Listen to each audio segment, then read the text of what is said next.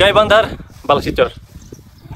এই চরের চতুর্পাশে করতো নদী, আর এই চরের মধ্যে সাধারণ শিক্ষার্থীদের জন্য শুধুমাত্র একটা স্কুল রয়েছে, ফ্রেন্ডশিপ প্রাথমিক বিদ্যালয়।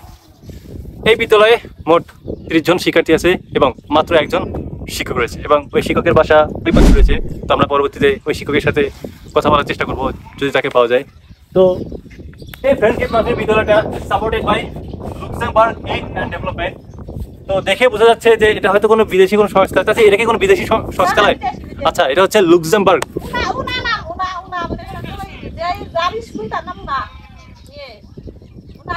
আচ্ছা, ওনার বাসা কোথায়? ও আচ্ছা, তো এই স্কুলে যারা শিক্ষার্থী পড়াশোনা করে তাদের মাসিক ফি 10 টাকা করে, তাই না চাচি? আর 20 টাকা করে, মানে কি যেন বললেন? ও আচ্ছা, মানে পড়াশোনা সহ যাবতীয় যত ধরনের খরচ আছে মাসিক 20 টাকা করে প্রত্যেক শিক্ষার্থীকে এখানে দিতে হয়। তো এই বুঝতেই পারছেন যে একটা চরের শিক্ষা ব্যবস্থা কতটা হতে পারে। তারপরেও এখানে আশেপাশে মানুষের কাছে শুনলাম যে পড়াশোনা মানটা নাকি ভালোই হয়, মোটামুটি ভালোই। যাই হোক, আমার একটা চর, যে চরে কোনো বিদ্যুৎ নেই। চাচি, বিদ্যুৎ আছে? বিদ্যুৎ নাই।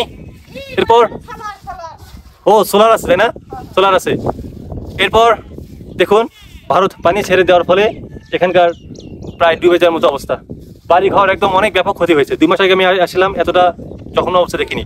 তারপরেও এসব সাধারণ মানুষের জন্য সরকার থেকে কোনো তহবিল ঘোষণা করা হয়নি বা তাদেরকে সাহায্যের জন্য কোনো ভ্রুক্ষেপ করা হয়নি। আমি অবাক হয়ে যাচ্ছি, বুঝছেন, যে আপনার এতগুলো মানুষ থাকেন, এই কয়েকটা গ্রাম আছে, তারপরও মানে আপনার তো অনেক কষ্ট হয়ে যাচ্ছে, অনেক কষ্ট হয়ে থাকে যে আপনি এখানে কত কষ্ট করে থাকেন। বুঝতে পারছেন যে এই যে একটু পানি বাড়ছে, শুধু বর্ষাকাল তো এখনো আসেনি, দেখেন একটু পানি বাড়ছে, দেখেন একদম পানি প্রায় চলে আসছে, আর একটু পানি বেশি হতে প্রায় ডুবে যাওয়ার মতো অবস্থা।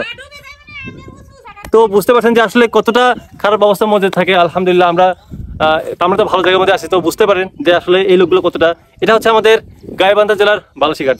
তো এই আনটোল্ড এই গল্পগুলো কিন্তু আসলে কেউ আমরা বলি না, মানুষের সাথে শেয়ার করি না, কিন্তু এই যে মানুষগুলো আমাদের চোখের সামনে, শহর আমরা মনে করি যে গাইবান্ধা শহর কত ভালো, কিন্তু গাইবান্ধা শহরের মাঝে একটা চর, যে চরের মানুষগুলো কতটা পিছিয়ে আছে সব দিক থেকেই, শিক্ষা, স্বাস্থ্য, সব দিক থেকেই। এই লোকগুলো হচ্ছে প্রায় একটা বলা যায় যে একটা দুর্দশা জীবনযাপন তারা করছে, তাদেরকে দেখার মতো কেউ নেই।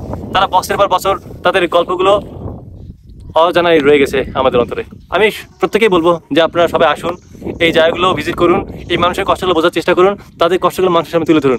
আশা করা যায় একদিন না একদিন তাদের জীবনমান অবশ্যই উন্নতি হবে। সেই প্রত্যয় ব্যক্ত করে আমি আপনাদের প্রতি দৃঢ় আহ্বান করি যে আপনারা এই লোকগুলোর পাশে দাঁড়ান।